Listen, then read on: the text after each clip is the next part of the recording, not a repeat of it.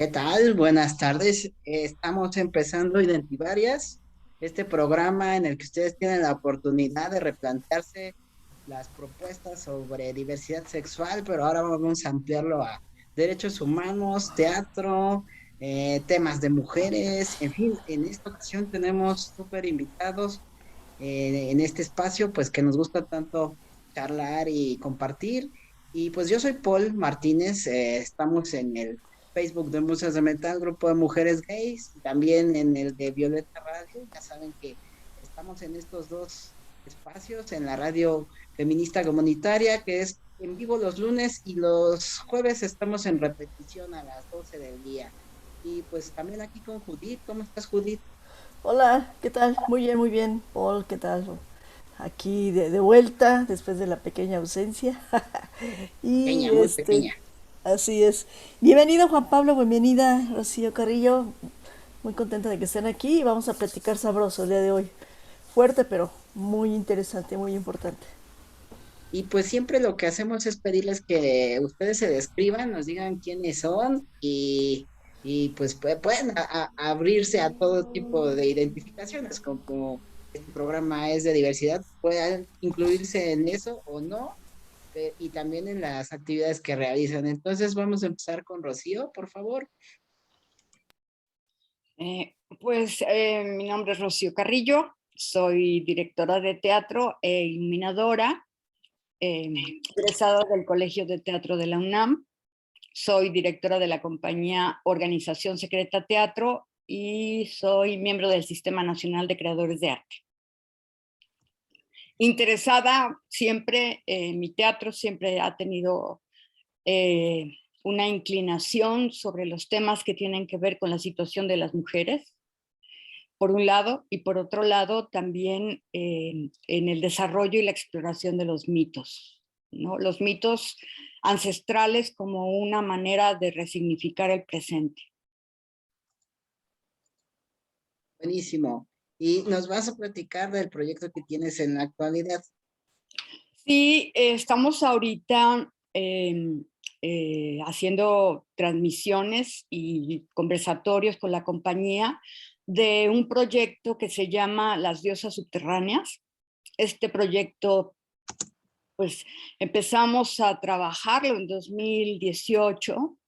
El año pasado, al comienzo de la pandemia, ya estábamos en ensayos para montaje porque estrenaríamos en foro en octubre y pues esto no fue posible, ¿no? Continuamos la exploración porque, bueno, pues desarrollamos un tipo de teatro que se genera y evoluciona en laboratorio, ¿no? Entonces, por un lado es la investigación sobre un mito, en este caso el mito de Deméter y Perséfone, el mito que narra el rapto de Perséfone, la hija de Deméter, la diosa griega de la agricultura. Es raptada por Hades, el dios del inframundo, y su madre, desconociendo el paradero, no le queda otra más que presionar al dios del Olimpo, que es Zeus, amenazándolo con implementar una sequía que pueda acabar con la humanidad si su hija no le es devuelta, ¿no? A partir de este mito, nosotros hacemos un entrecruce con la historia de Luz, que es una joven contemporánea que es desaparecida por la delincuencia para entrar a la trata de personas y que finalmente regresa con su familia. La historia de Luz está inspirada en un hecho real, pero tiene un entrecruce finalmente con el mito. La historia mítica se entrecruza con la historia de una circunstancia real, digamos, que desgraciadamente es muy frecuente, ya no solo en nuestro país, en otras partes del mundo, principalmente en Latinoamérica, ¿no? Entonces, a partir de este entrecruce, nosotros abordamos el tema de las desaparecidas y de las madres de las desaparecidas, esta metáfora que representa Deméter, de la madre que puede y puede parar el planeta, ¿no? Puede parar la vida en el planeta hasta que su hija le sea devuelta, y que tiene mucho que ver con el asunto de los colectivos formados principalmente por las madres buscadoras, aunque también hay muchos padres. En la obra hay un personaje que se llama Mateo, que es el padre de Luz, y que él tiene una participación hablando de su propia su propio dolor y su propio esfuerzo por continuar la búsqueda, ¿no? Y de eso habla Las diosas subterráneas. Ahorita nos quedan 3 transmisiones. Al no poder llevarla a teatro como estaba previsto, hicimos un video copatrocinado por Teatro UNAM, y tuvimos pues una serie de transmisiones el año pasado en las plataformas de la UNAM, y ahorita estamos concursamos en una plataforma del estado de Jalisco que se llama Voy al Teatro, quedamos seleccionados, y entonces estamos haciendo una temporada de 6 transmisiones en Voy al Teatro sala virtual, y esto nos quedan los días viernes 22, domingo 24 y viernes 29 de octubre. Muchas gracias, Rocío. Y cuéntanos un poco, ¿cómo ha sido la respuesta de los asistentes de la obra, que han visto la obra? Vaya, en el 18, pues por supuesto que comenzaron presencial, y ahorita lo que es virtual, de manera virtual. No la hemos hecho nunca presencial. Esperamos poder llevarla a teatro el próximo año, ¿no?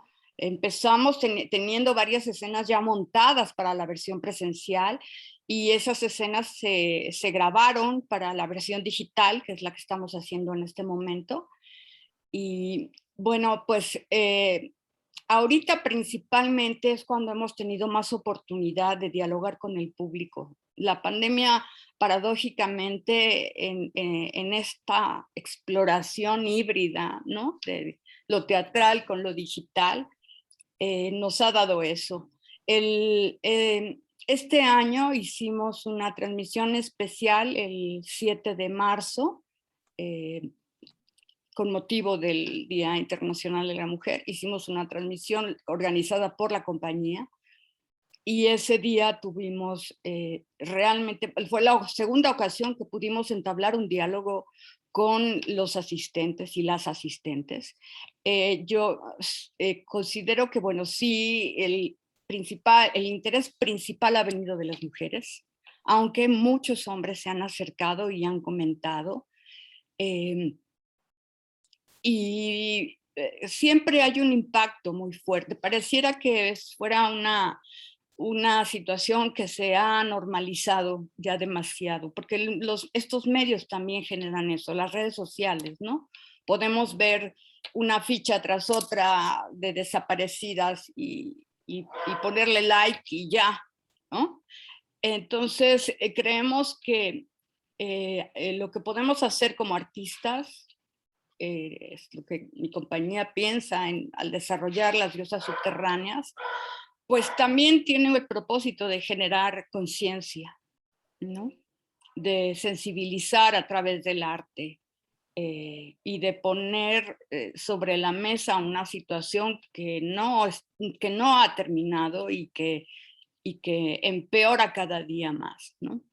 Entonces, sí, la respuesta ha sido interesante. Por ejemplo, estuvimos en un congreso en la Universidad Iberoamericana, ¿no? Generó mucho interés de parte de las académicas. En esta transmisión que hicimos el 7 de marzo también acudieron sobre todo mujeres, y para algunas es algo, como les digo, increíble, sobre todo para las mujeres que no viven en México, que también estas plataformas nos han permitido acercarnos a personas que están fuera de México, ¿no? Incluso cuando son mexicanas que están fuera del país, ¿no? Y eso, generar conciencia, porque parece que ya dejó de suceder, ¿no?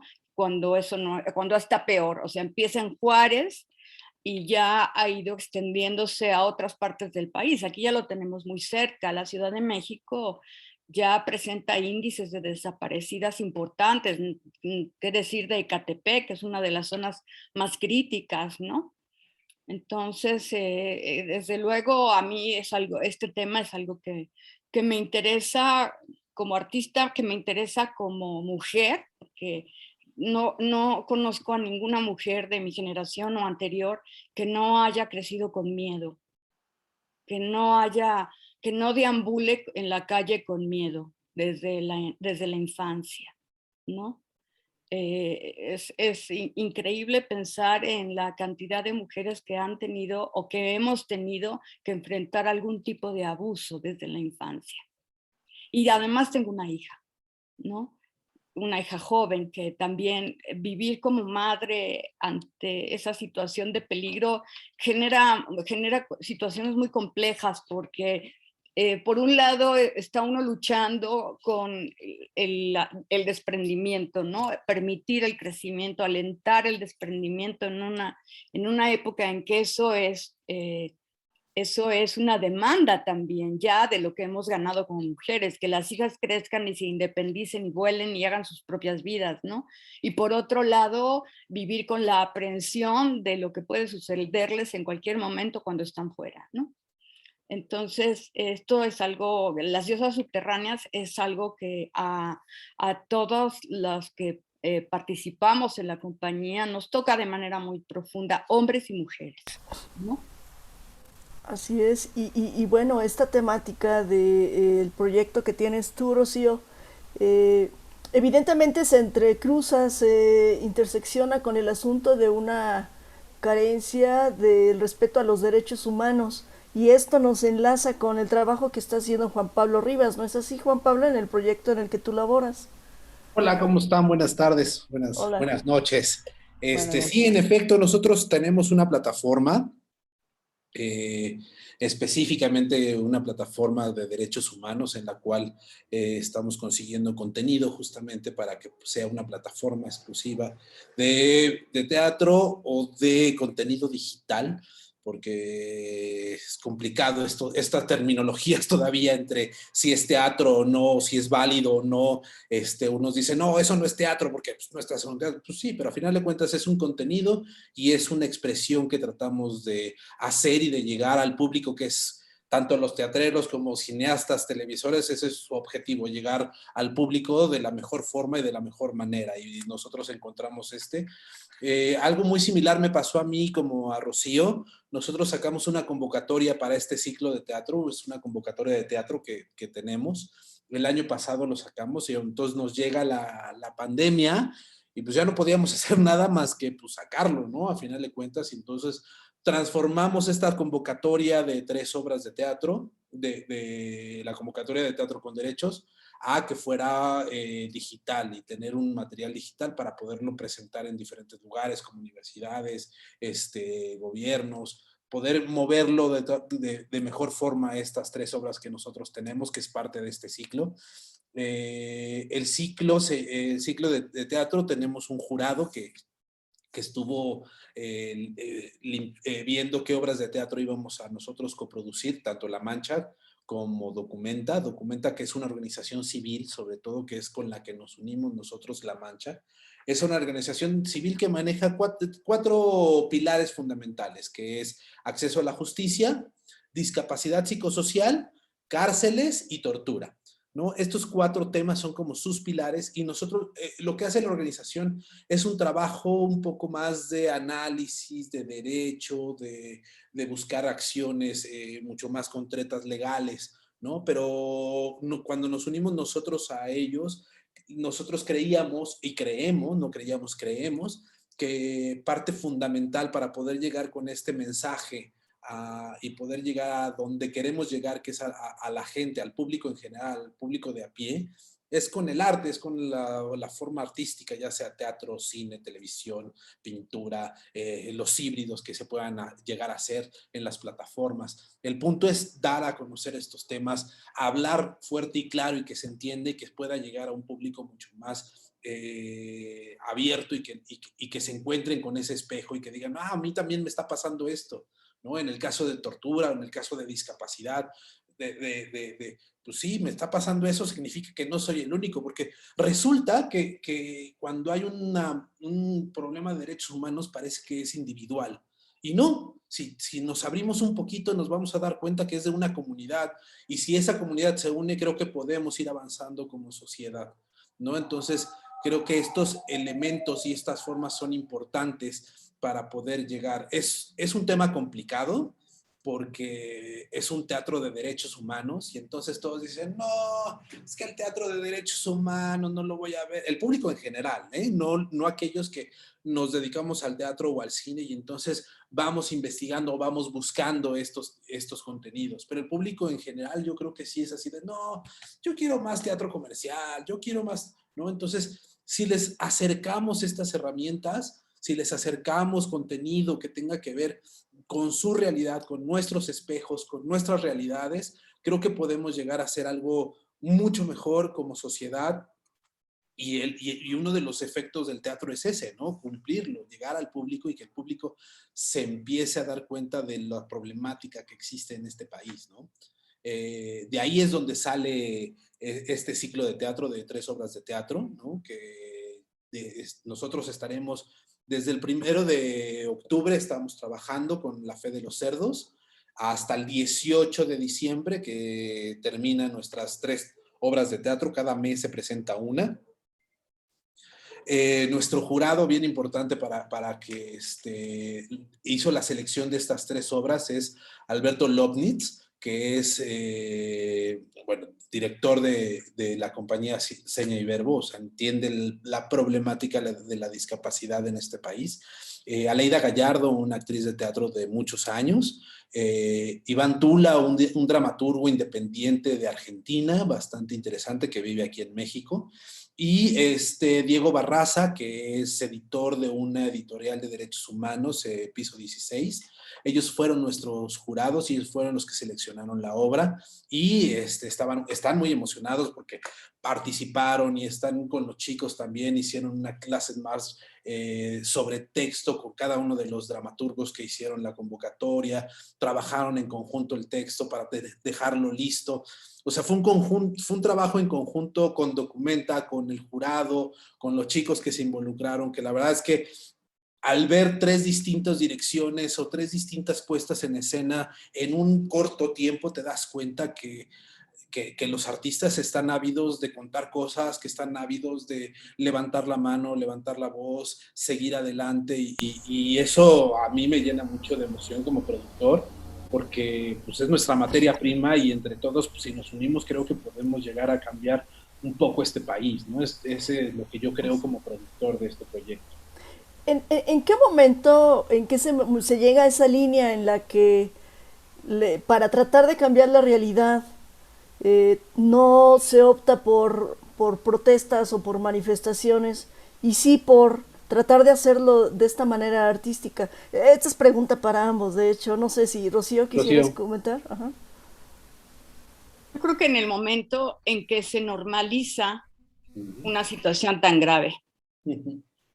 Es interesante lo que preguntas porque con nosotros empezó a colaborar una dramaturga, directora de teatro muy talentosa y muy aguerrida, Verónica Maldonado, para escribir unos textos que pensábamos que se incluirían en Las Diosas Subterráneas ya en la versión presencial. Ella en ese momento estaba acompañando a un colectivo de familias, de madres y padres de desaparecidos y desaparecidas, ¿no? En el estado de Veracruz. En algún momento yo me sentía con mucho pudor tratando un tema tan sensible y en algún punto nos empezamos a plantear la posibilidad de incluir fichas de búsqueda en el video. Pero honestamente no me veía yo hablándole a las familias, preguntando por sus hijas desaparecidas para pedir permiso y poner las fichas de búsqueda, ¿no? Con Verónica estuvimos platicando mucho sobre esa situación y en algún momento me dijo, es que estas madres piensan que el esfuerzo que se haga desde el arte es invaluable, porque el esfuerzo que hacen los colectivos llega un momento en que parece invisible para la sociedad civil. Que lo que les decía, está tan normalizado que veamos las fichas de búsqueda en las redes sociales, está tan desplazada esta problemática del interés gubernamental, ¿no? No está donde debería estar, ¿no? Incluso entre las mismas mujeres del país hay mucha indignación cuando se realizan las pintas en los edificios, en los monumentos públicos, ¿no?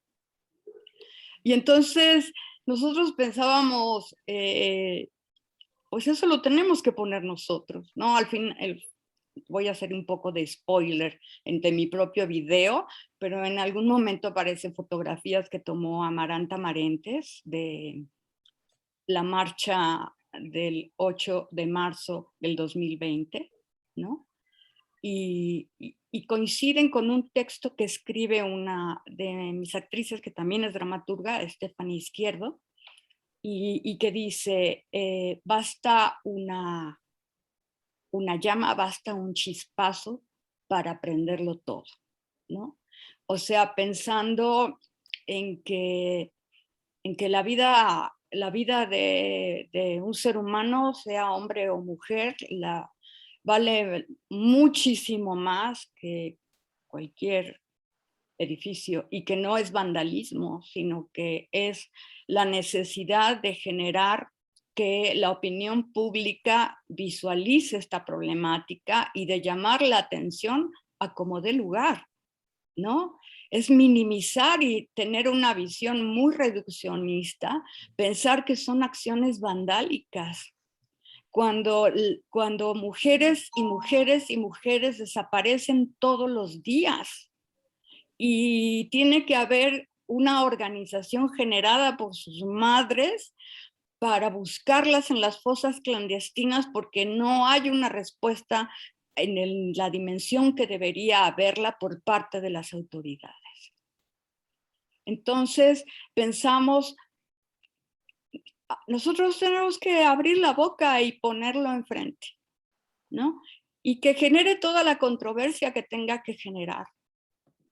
Finalmente, pues sí, es nuestra visión, es también no solo una visión desde la necesidad creativa, es una visión desde la necesidad personal, emocional, interna, porque sí creemos, la compañía, yo misma, que algo tan delicado como lo que estamos viviendo con las desapariciones y los feminicidios vulnera el espíritu de una nación, y que no se ha considerado la magnitud de esto. No, durante años nunca se ha considerado lo que merma nuestro espíritu como mujeres de caminar por las calles con miedo, ¿no? Parece que ya es así es, lo aprendes muy pronto en la infancia, ¿no? Y eso es lo que tiene que estar señalado, no es así, no tenemos por qué permitir que se normalice, ¿no? Y es también como de qué manera los grupos de teatro, las compañías, por un lado, a través de la denuncia, ¿no? Abierta, de la denuncia abierta que reconstruye testimonios reales, como lo hace también Telón de Arena con Perla de la Rosa en Juárez, ¿no? Que ella también es militante, o cómo lo hacemos nosotros, por ejemplo, que trabajamos desde otro lugar, ¿no? Desde el lugar del mito, y que el mito a final de cuentas dice la respuesta está en nosotras, ¿no? De eso habla de alguna manera, y la fuerza de transformarlo está en nosotras, ¿no? Está fuertísimo esto que estás compartiendo, Rocío. Juan Pablo, les doy las buenas noches. Yo llegué un poquitito tarde, pero alcancé justo a escuchar la primera introducción de Rocío respecto a este mito de Demeter y Perséfone, que es tan poderoso, justo de poder parar y frenar el mundo a través del dolor de lo materno, y que uno pensaría, ¿no?, que justo tendría que ser suficiente una voz ¿verdad? O las voces de muchas madres unidas para que las cosas cambiaran y sin embargo no está sucediendo, ¿no? Todavía hay una idea, como decías, ¿no? De normalizar, y de pues sí, pues pasa a diario y pues ni modo, pues es parte de la vida. Y pues como no, no tendría que serlo. Hay países donde no se vive así, no tendríamos por qué tenerlo. Dentro de este contexto de derechos humanos, ver cómo continuamente, ¿no? Se pasa por alto las necesidades más básicas, como es el de poder caminar tranquila por la calle, ¿no? Mencionabas hace rato el hecho de que, pues bueno, sí, tienes una hija y el saber cómo, cómo regalar independencia y al mismo tiempo cómo lidiar con cuando regresan de calle que te digan, me siguieron, me persiguieron, me trataron de tocar o me tocaron directamente, ¿no? En lo que dices, sí, claro, es que hay que hacer arte, ¿no? Y tener que buscar esa intersección entre el arte y la conciencia social. ¿Qué tan fuerte para ustedes dos como creadores fue dentro de estas cuestiones de pandemia, pues eso, el agarrar y decir, pues teatro no hay? Y esto es todo lo que tenemos, la virtualidad. ¿Cómo fue el compartir, no? El tener que decirle a todos los actores, pues no va a haber de esta agua, vamos a tener que hacer de chía y nos vamos a tener que tomar todos juntos con los retos que representa. ¿Cómo fue llevarlo a cabo? ¿Quién? Ok. Mira, yo lo estuve observando. Al ser productor, lo observas más que un director. Un director está como más enfocado en su proyecto, está como más, obviamente, ¿no? Si no, no sería director, tendría que, ¿no? Entonces, yo como estoy en la parte de producción y soy el productor, me alejo un poquito más, pero esta experiencia de la convocatoria me dio la oportunidad de ver a distintas compañías trabajando y todas tenían un común denominador, ¿sabes? Que eso es lo que a mí me llena de esperanza en este país, ¿no? Los jóvenes, como los directores, como la gente que hace teatro, con la gente que he visto que hace otros tipos de proyectos, porque no solo yo estoy haciendo teatro, sino hago cine, tele, con temas de derechos humanos. Me doy cuenta que la gente está a pie de lucha para poder decir lo que tiene que decir, apoyar de la mejor forma posible desde su trinchera, haciendo una respuesta a lo que Judith decía hace ratito y complementando lo que Rocío decía. Creo que no es que dejes de manifestarte, creo que tienes que manifestarte, tienes que hacer arte, tienes que dejar de hacer cosas, tiene tu responsabilidad como ciudadano es hacerte responsable de las cosas que están sucediendo en tu entorno y a partir de ahí empezar a cambiar las cosas, ¿no? Entonces, el arte o las obras de teatro nos van a ayudar a acercarnos a estas herramientas y decir, espérate, no es por ahí el asunto, tengo yo mis derechos humanos y los voy a pedir. Porque obviamente una persona de a pie dice, pues, nada más que no me maltraten mi entorno, pero muchas veces al ser normalizado no lo tienen visualizado el problema, entonces hay que primero visualizar para cambiar esa normalización, ¿no? De lo que sucede. Entonces primero hay que entender el problema. ¿Cuál es el problema? La tortura, o cuál es el problema? La discapacidad. No es que sea un problema, el problema es cómo está la sociedad emergida en esa circunstancia que no ve y piensa que es normal. Entonces, me da mucho gusto a mí ver a los actores, a los directores, a los dramaturgos escribiendo, actuando, trabajando. Ahorita, por ejemplo, están ensayando aquí abajo de la oficina la tercera obra que vamos a presentar, que se llama De Perras y Patriarcas, y llegan temprano y le dan como si es un trabajo verdaderamente de detalle de los actores, del compromiso de los actores, de los directores que vienen y trabajan y le dan, y le dan, y le dan, de aquí hasta las 10:30 de la noche, 11 de la noche. Y entonces te lo digo, yo que lo veo de un poco más de fuera y veo ese entusiasmo de la gente o de los artistas, creo que es muy bueno y creo que la parte que nos corresponde a la producción es tener vínculos de comunicación y de difusión. Creo que eso es la parte que nos corresponde como tanto a medios de comunicación como a productores, es tratar de llevar que haya más visualizaciones de este contenido que estamos haciendo para la gente, para que pueda entender y pueda llegar. Creo que ahí está el meollo, en la distribución o en la comunicación, en donde la gente lo puede ver, ya sea en plataformas, ya sea en obras de teatro, ya sea en la calle, ya sea en donde sea, pero tratar de que la gente lo vea. Ese es el verdadero trabajo, no tanto levantarlo. Las historias están ahí. El arte de los directores o el arte de los actores, allí están, solo es moldearlo. Creo que el punto que tenemos que trabajar es cómo llevarlo al público de a pie, cómo llevárselos a ellos, cómo acercárselos. Eso es lo que creo que es necesario en este momento. Excelente, muchas gracias, Juan Pablo. Porque además es que el teatro, o sea, el teatro es como nuevo que esté encerrado, ¿cierto?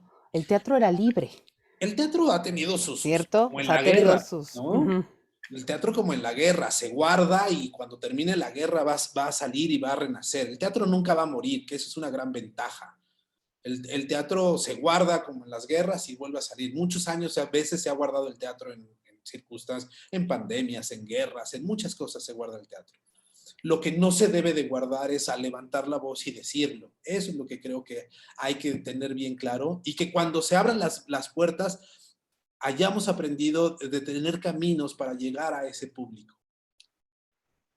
Por completo. Y oigan, yo sé que voy a hablar del cuaternario, pero cuando a mí me plantearon justo el hecho de que ahora las obras, ¿no? Podrían ser de manera virtual, yo automáticamente, la verdad, me dirán si estoy totalmente equivocada al respecto, pero pensé en los televiteatros. Fue lo primero que pensé. Dije, pues yo vi algunas así cuando era un crío.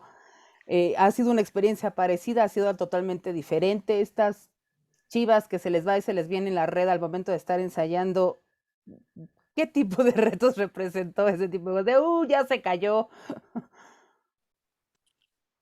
Bueno, mira, yo tuve dos experiencias más o menos el mismo año y una fue la que me animó a hacer la otra. De hecho, yo empecé trabajando con una obra de texto bueno, es que Las diosas subterráneas casi no tiene texto, porque después les explico eso. Con una obra que escribió Edith Ibarra que se llama Otra Electra, y es una obra con texto dramático, con una pieza, ¿no? Y también íbamos a ir a un teatro, nos cae encima la pandemia. Entonces, yo pregunté, ¿por qué no hacemos una versión radiofónica? Y empecé a trabajar con las actrices. Una de ellas fue muchos años y sigue siendo productora de radio, ¿no? Y en eso sale la convocatoria de Teatro La Capilla para presentar obras que se desarrollaran por Zoom. Y la condición era que cada actriz o actor debería estar en su casa. O sea, no era el plan, nos reunimos todos, ensayamos en un lugar y desde ahí se transmite. No. Cada actriz y actor desde su casa. Porque era una obra que en esa sistematización reflejaba la condición de pandemia. Entonces, un día, el mero día, ya saben, en la última hora metí la obra, quedó preseleccionada porque no se audicionaron. La única claridad que yo tenía en ese momento, sin haber visto casi nada de teatro por este medio, porque yo debo confesar que al principio fui de los puristas que dijo, eso no es teatro, ¿no? Me vi haciendo teatro por Zoom y trabajando un híbrido, porque nos lo permitía la obra, porque se desarrolla en un departamento, entonces las actrices cargaban sus dispositivos como una cámara que las va siguiendo. Y de esa manera construimos la ficción de que estaban en el mismo espacio, ¿no? Y el que se pudiera transmitir emociones a través de esta pantalla, ¿no? Me animó a hacer Las diosas subterráneas en un video. Las diosas subterráneas, a diferencia de Otra Electra que se hacía en vivo, esa sí se hacía en vivo, dábamos función cada quien desde su casa, pero en vivo, ¿no? Así, con otros terrores diferentes a que se vaya la luz en el teatro, por ejemplo, si no hay planta, ¿no? Aquí el terror era que la plataforma nos botara, que llegaba a pasar, ¿no? O que se fuera la señal o la luz en tu casa, o sea, otro tipo de adrenalina, ¿no? Pero eso me animó a hacer Las diosas subterráneas. No ocurre en vivo, pero también tiene un planteamiento híbrido, porque el emplazamiento es muy, muy escénico, ¿no? Aunque la edición sea pues de cine, ¿no? Es un lenguaje que entra en diálogo, un lenguaje con el otro, ¿no? Y eso a mí después me hizo pensar mucho porque estando en pandemia le hicieron una entrevista a Eugenio Barba en Italia porque recibía un honoris causa de una universidad y estábamos ya en pandemia y él justamente lo que dice Juan Pablo, él decía, se ha hecho teatro en guerra, ¿no? Se ha hecho teatro en guerra civil, se ha hecho teatro en la Segunda Guerra Mundial, en la Primera Guerra Mundial, se ha hecho teatro en el isabelino, en las persecuciones, en las dictaduras, se hace teatro en el infierno, si eso es necesario, así, ¿no? Y a mí eso me emociona mucho porque, claro, es pensar que esto tiene que seguir, que la necesidad de expresarnos es mayor incluso, porque hay una reflexión permanente, ¿no? Es decir, no puedes estar atravesando una pandemia mundial de esta magnitud y no preguntarte qué está sucediendo. En algún punto del laboratorio con los actores de las diosas subterráneas nos preguntábamos si lo pensáramos arquetípicamente, ¿qué arquetipo se está expresando en este momento? ¿No?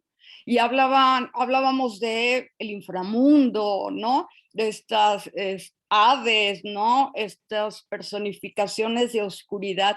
Y también pensábamos, pues, la madre tierra, ¿no? O sea, el arquetipo por esencia se está expresando, ¿no? El planeta es un arquetipo eminentemente femenino que está parando la vida hasta que no cobremos conciencia y hagamos algo que nos transforme, ¿no? Y nos regresaron a Hestia, al hogar, a la base, al ombligo. Ajá, sí, cómo no. Sí, sí. Qué maravilloso. Yo quería preguntar sobre el asunto del derecho también al arte. ¿Cómo lo ven ustedes? Ya que, o sea, estamos hablando de violaciones tal vez a los derechos cotidianos, ciudadanos, de tránsito, de vida inclusive, pero también el arte tendría que ser algo a lo que todas las personas tuvieran acceso y que no fuera algo visto como un sitio de exclusividad o para cierto sector. Entonces, ¿cómo ves esto, Juan Pablo? Tienes cerrado tu micrófono. Yo creo que lo que dices es cierto, pero también creo que es la consecuencia de algo como sociedad. Creo que una de las problemáticas en este país es que nos falta educación, mucha educación. Y educación en las escuelas primarias, en las preescolares, en donde debe de haber una clase específicamente de teatro, específicamente de arte, específicamente en donde se desarrolle este lado del cerebro, ¿no? Porque ese es el que nos va a hacer percibir cómo oler el planeta, oler nuestra humanidad, nuestra sociedad. Y creo que ese es uno de los primeros, de unas de las primeras problemáticas que existe cuando hay estas limitaciones en el teatro o en la cultura. Obviamente, si al secretario de Educación Pública, la verdad es que no le importó nunca el teatro, nunca le importó, sabía que existía teatro por cuestión general, pero si nunca expresó esa parte, pues no tiene ni idea de cómo hacer estructuras educativas basadas en el arte, pues obviamente cuando crecen los niños va a decir, pues está el teatro, pues bien, ¿no? Para los hippies que andan por ahí, chido, ¿no? Y si es gratis, mejor, ¿no? Entonces, creo que la problemática no es tanto lo que existe del arte, porque el arte está ahí, vive, ¿no? Vive en cualquier ser humano. La problemática es que la sociedad no ha logrado transformarla a la parte de educación, a la base en donde realmente se necesita. O sea, si nosotros como teatreros luchamos porque vayan a ver nuestras obras de teatro, quiero que veáis, te des una vuelta a los que hacen teatro infantil, pobres, está peor, ¿no? La verdad es que la forma de cómo hacen teatro es heroico infantil, ¿no? Es heroico, y ahí creo donde debemos estar con mucho más baterías, porque ese va a ser nuestro público más adelante, o ahí en ese grupo va a estar alguien de la Secretaría de Educación en el 2040 y va a decir, hay que poner una clase de teatro para mejorar este país, ¿no? Entonces, yo creo que la raíz empieza desde ahí, desde la parte de la educación, y ya ir caminando, pues buscar formas vuelvo a lo mismo, de difundir lo que estamos haciendo, que eso es, creo, la parte fundamental de la sociedad y de los medios de comunicación que nos corresponde, ¿no? Yo pensaría que el arte y en general el conocimiento son subversivos. Uh-huh. ¿Por qué no se implementan? ¿Por qué hubo la amenaza de quitar de la educación secundaria la filosofía? Porque pensarse es subversivo. O sea, ¿cuántos años de priismo tuvimos con un sistema educativo de educación básica y secundaria completamente adoctrinado? Un absoluto adoctrinamiento con la enseñanza de la historia. Claro, ¿por qué? Porque pensar es subversivo para cualquier sistema. ¿Por qué a estas alturas, con los avances que ha habido en derechos humanos, en los derechos de las mujeres y en los derechos de la diversidad, no se ha implementado en las escuelas primarias y secundarias una enseñanza de la historia de las mujeres y de las luchas de las mujeres y de las minorías?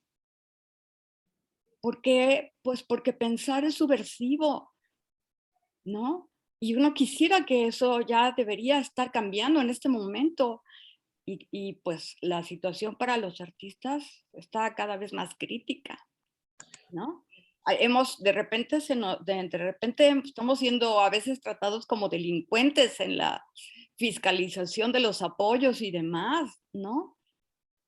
Sí, claro, este gobierno ya ha entrado a cualquier cosa asociada al pensamiento, al arte, al diálogo con la sociedad civil. Pareciera que es un riesgo tan alto, y además se trata de que la gente no se dedique a ello, también diciendo: te vas a morir de hambre si te dedicas al teatro, no se puede vivir de pintar, no se puede vivir de cualquier cosa que sea para manifestar una idea. Sí, Juan Pablo. Yo quiero complementar un poquito lo que decía Rocío, y yo creo que hay una gran luz en el camino. Cuando yo escucho, por ejemplo, esta generación de cristal, ¿no? Que existe ahora este término nuevo de esta generación de cristal, que dicen, no, es que estos jóvenes ahora no aguantan nada, pues sí, no aguantan, o sea, no aguantan porque están cambiando las cosas, ¿no? Nosotros en la formación que tuvimos seas así, se calla y no lo diga, y punto, ¿no? Y entonces pues ya nos quedamos así, pues bueno, está bien, pues ya se hace así. Pero ahora que yo veo a los jóvenes y que todo contestan y que de todo se quejan y todos dicen, no, es que es una generación de cristal, y yo no creo que sea de cristal, yo creo que es una generación contestataria, yo creo que es una generación que pone el alto y dice, no, hasta aquí. Una niña en la calle puede gritar y decir, y sabe que en este momento cuál es la problemática, porque los medios de comunicación, el internet, este aceleramiento con la pandemia, por ejemplo, de la tecnología, ha ayudado a la generación a levantar la mano, a irse a las marchas, a entender por qué están sucediendo las cosas, que quizás faltan cosas de retención, ese es otro tema, ¿no? Pero el acercamiento de la información a alguien, una chica, un chico puede decir, sentí que se pasó de lanza conmigo este tipo, ¿no? Y lo pone en el Google, ya aparece un montón de información, ¿no? Entonces, ya tienen la posibilidad de levantar la mano y de quejarse. Por eso a mí me choca un poco ese término de la generación de cristal, porque yo sí daría el esfuerzo de decir que es una generación contestataria y que tiene la posibilidad, por primera vez, de levantar la mano, ¿sabes? Porque los demás, pues nos acostumbraron a que no era así, ¿no? Así es. Oye, ¿y cómo las personas que nos están viendo a través de la presentación de Facebook y que nos escucharán a través de Violeta Radio, nos escuchan, pueden contactarlos a ustedes para participar en los proyectos los que están haciendo. Bueno, ahorita, como les comenté, nosotros tenemos que nos quedan 3 transmisiones de las diosas subterráneas, que son viernes 22, domingo 24 y viernes 29, los domingos a las 6 y el domingo a las 6 y los viernes a las 8. Es a través de, buscan Voy al Teatro y ahí dentro de esa plataforma aparece Sala Virtual y ahí nos encuentran. Y al final de cada transmisión está toda la compañía y entablamos un diálogo. También en redes como Organización Secreta Teatro, yo estoy en Facebook como Rocío Carrillo, Organización Secreta Teatro, @ secreta, también en Instagram y en Twitter, ¿no? De esa manera. En estos diálogos que ya han ocurrido con el público, ¿cuáles han sido las respuestas? Mucha inquietud, mucha inquietud. Ayer escribí a alguien en el chat del Zoom, es que no sé, decía, no sé, me siento con dualidad, así escribió en el chat, ¿no? No sé si los quiero felicitar por toda la plástica del trabajo o me quedo con un nudo en la garganta por lo doloroso del tema, ¿no? Entonces, quienes participan, ocurre algo muy interesante porque parece mentira, pero todo el mundo conoce la historia de alguna desaparecida o desaparecida, ¿no? Ayer entraba un amigo de Colombia, un actor, y decía, a la mamá de mi esposa la secuestraron y la mataron, ¿no? Entonces, hay pareciera que la transmisión y el conversatorio son una invitación a que cada quien exprese lo que siente, ¿no? Y en eso han participado hombres y mujeres y, vamos, toda la gama posible, ¿no? Porque esta situación a veces de marginación que vivimos como mujeres, pues también es una situación que viven homosexuales, que viven lesbianas, que viven transgénero. O sea, hay una situación de violencia hacia la diferencia en general, ¿no? Entonces, el grupo está conformado por heterosexuales, por homosexuales, por lesbianas, por bi, etcétera, la compañía, ¿no? Y entonces eso ha generado una constante movimiento y reflexión. La postura de los hombres heterosexuales ha sido muy interesante y en general en la revisión, por ejemplo, de las nuevas masculinidades, ¿no? Hemos estado leyendo, hemos estado buscando una concientización desde ese lado, entendiendo que es un problema de sistema, no es un problema, bueno, para nosotros no es un problema de lucha entre los géneros, sino un problema de mandato, ¿no? En el cual salimos lastimados hombres y mujeres, ¿no? Aunque mayoritariamente sea algo que ha recaído por generaciones y durante siglos en el sexo femenino como sinónimo de debilidad, ¿no? Y no hablemos ya de eso, de las minorías, porque, bueno, puede salir peor el asunto, la persecución y demás, ¿no? No peor, sino igual, ¿no? Para las diosas subterráneas revisamos también mucho el asunto de estas figuras femeninas, como las bacantes, por ejemplo, en la Grecia antigua, estas mujeres que eran el séquito del dios Dionisos y que después en Roma fueron perseguidas, ¿no? Porque tenían tal poder de organización que se volvían una amenaza para el Estado. Después ocurre algo similar con las brujas, con la casa de brujas, ¿no? Revisando este análisis tan interesante que no lo haces, no solamente Silvia Federici quien profundiza en el asunto, pero el análisis de ella es muy impactante, ¿no? Muy impactante, entenderlo desde el punto de vista, pues, del materialismo dialéctico, literalmente, ¿no? Haciendo una revisión y señalando las omisiones que hace Marx en su momento y tratando de entender desde el punto de vista de la evolución del capitalismo por qué las mujeres fueron perseguidas, ¿no?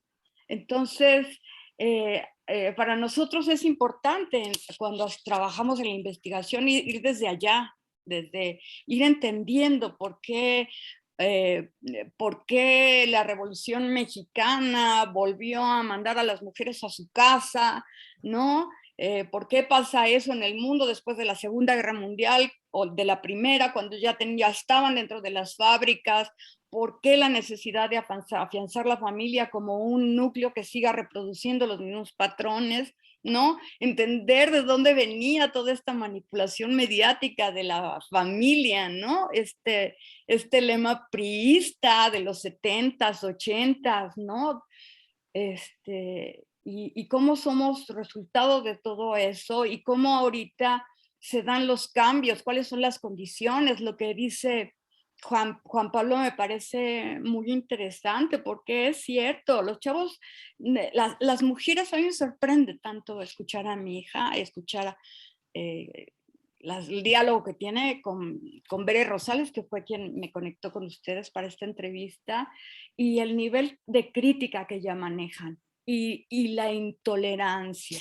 Y de repente es como decir, bendita intolerancia, porque es verdad, nosotros crecimos, venimos de familias donde estaba normalizado el abuso, ¿no? Y estas chavas ya no lo toleran, ¿no?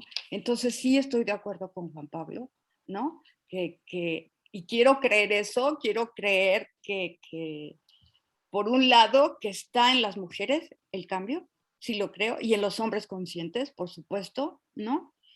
Y que eso es enormemente esperanzador, como estas generaciones que están ahorita ya viniendo, donde dejan de reproducir lo que nosotros mamamos, ¿no? Que ya están internalizando los resultados de esta lucha llevada a cabo por mujeres desde finales del siglo XIX, ¿no? Por supuesto. Oigan, creo que ya nos estamos quedando poco a poco, sin minutos, ¿verdad? El tiempo que no para y que no frena. Así que yo le voy a ganar la pregunta a Don Poli, no me importa. ¿Qué le dirían justo a los nuevos creadores, a todos aquellos que están o recién egresados, o que todavía están estudiando, pero que ya están buscando ejercer esta maravillosa manifestación del humano que es el teatro? ¿Qué les dirían? ¿Hay arte? ¿No hay arte? ¿Hay teatro? ¿No hay teatro? ¿Cómo le hacen? ¿De dónde se agarran? Yo creo ¿qué les diría yo? Que no dejen de pensar y de alzar la voz y de comunicar lo que quieran comunicar. Que si hay alguien en el teatro que te diga, no, eso no va a ser posible porque no se puede, hay muchísimas formas de expresar lo que sí se puede y lo que uno tiene, ¿no? Y creo que esa es la parte interesante, ¿no? De un creador, ¿no? Cómo poder llegar a romper estos esquemas, estos estigmas, él los rompe para poder mandar su mensaje. Y mientras no desfallezcan en este intento, creo que todo es muy válido, ¿no? Y en verdad yo veo a una generación que a pesar que nos cueste a nosotros entenderla y captarla, yo veo una generación con muchas ganas de decir cosas, ¿no? Y con muchas fuerza de decir las cosas. Existen millones de plataformas, millones de formas de cómo compartir. Digo, hay plataformas de un TikTok desde un baile, ¿no? Que refleja una persona, como hay ese mismo TikTok, puede generar algún video muy interesante de conciencia, de cambio, de forma. Solo está en el creador saber qué es lo que quiere decir y que lo diga, pues, ¿no? Y que no tenga miedo de decirlo. Y que los que estemos a su alrededor porque eso también sucede en esta generación. Tú dices algo en Twitter o en Facebook y entonces tienes a los haters y tienes a los que te apoyan y entonces generas un debate interesante, pero a veces no tenemos este piso tan bien armado para poder limpiar las verdaderas conversaciones, porque van a haber millones, ¿no? Pero todavía hay que afinar y poder limpiar cuál es la verdadera conversación que estamos teniendo en esta comunicación. Entonces, creo que también hay que trabajar, ¿no? Tratar de entender que existen haters que te van a destrozar y te van a decir que es malísimo y que está horrible y que no sé qué.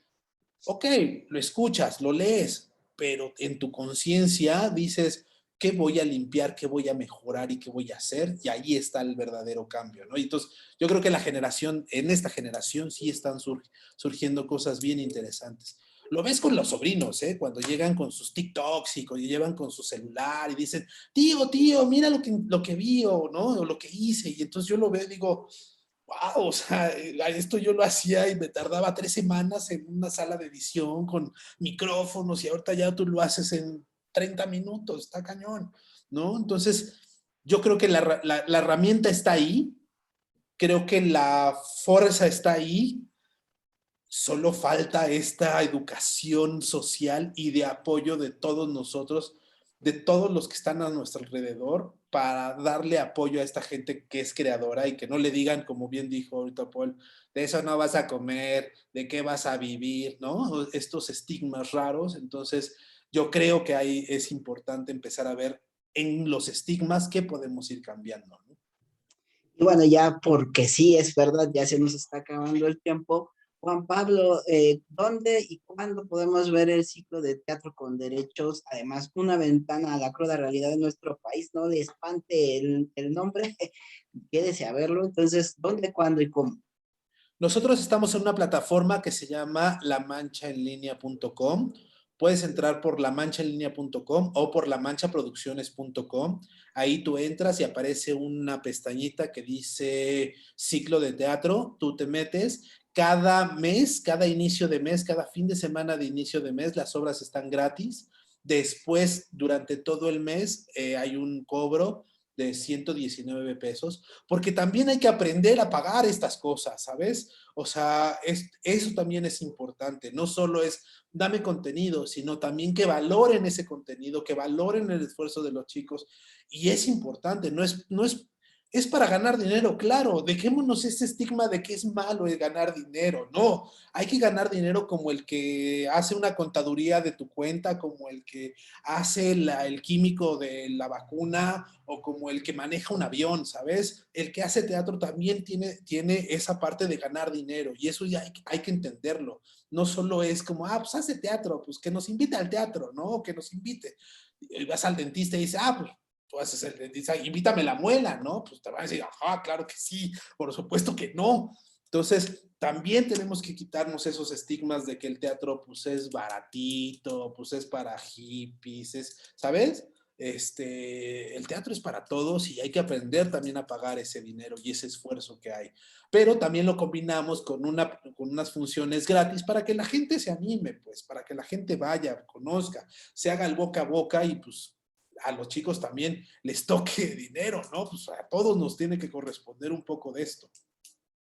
Muchísimas gracias, Juan Pablo, por haber estado hoy aquí en Identivarias. Y Muchas gracias a ustedes y a su público. Y qué rica plática con Rocío, ¿eh? Gracias, Rocío. Y pues para cerrar también con Rocío Carrillo, nuestras pocas oportunidades, pero no por ello hay que desperdiciarlas, de ver las diosas subterráneas. ¿Cuándo va a ser? Nos quedan 3 transmisiones, que son este viernes 22, domingo 24 y viernes 29. Los viernes a las 8, el domingo a las 6 por Voy al Teatro y dentro de la plataforma Sala Virtual, Las Diosas Subterráneas. Acompáñenos, yo creo que la van a disfrutar y después el conversatorio también se pone muy sabroso con toda la compañía. Gracias, muchas gracias por el espacio, fue muy enriquecedora esta conversación, gracias a ustedes, gracias a Juan Pablo también. Gracias, gracias, Juan Pablo, Rocío. Nada más último antes de que nos vayamos, porque si no nos van a regañar de que no les hacemos caso. Tenemos un comentarios en Facebook de Lupe Laes que apoya, ¿no? De esto de que incendiar el infierno si es necesario. Y que ella está muy de acuerdo en que la generación de cristales es una generación que no está dispuesta a guardar silencio. Es algo que aplaude y apoya, ¿no? Entonces, bueno, pues tener en mente estos razonamientos, estas reflexiones. Pues muchas gracias, Juan Pablo, Rocío. Chantal, un gusto, Paul, un gusto. Gracias, muy buenas noches. Igualmente, Juan Pablo, Rocío, Judith, Paul. Muchas Ya gracias. nos vamos. Recuerden que Identivarias está aquí en vivo todos los lunes a las 7 y nos pueden escuchar en Violeta Radio, en el Facebook también y en la repetición los jueves a las 12 del día. No se pierdan Radio Violeta en el 106.1 FM. Pues nos vamos y nos encontramos aquí el siguiente lunes. Hasta la próxima. Muchas gracias. Hasta luego.